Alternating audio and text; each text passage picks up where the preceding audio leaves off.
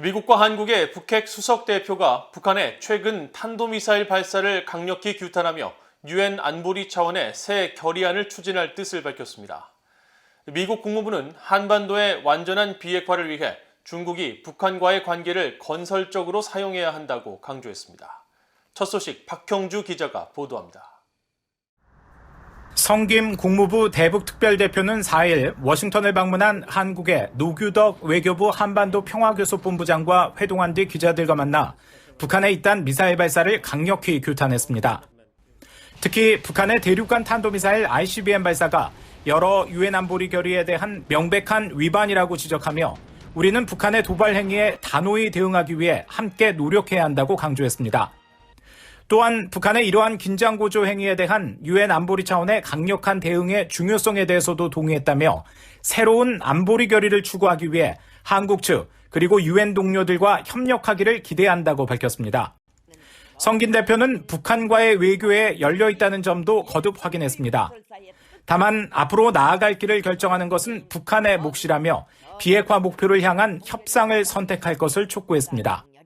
국무부도 이날 보도자료를 통해 미한 북핵 수석대표 회동 소식을 전하며 양측이 북한의 미사일 확대 움직임에 대한 강력하고 통합된 대응의 중요성을 재확인했다고 강조했습니다.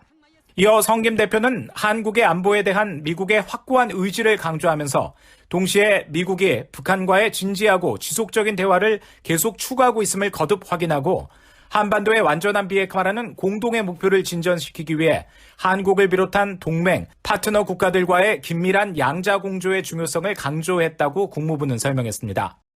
인도네시아 주재 미국 대사를 겸임하고 있는 성김 대표는 북한의 최근 ICBM 발사 문제 등을 논의하기 위해 오는 7일까지 워싱턴에 머물면서 현재 방미 중인 중국의 류 샤오밍 한반도 사무 특별대표와도 협의를 진행합니다.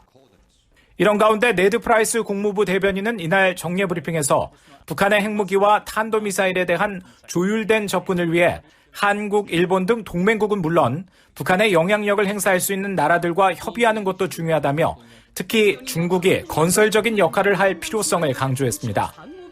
We believe that all countries, again, especially those countries that may have ties with the DPRK that the United States, Japan, the ROK do not, to use that relationship in a way that is constructive and in a way that moves us towards our collective goal of the complete denuclearization of the Korean Peninsula.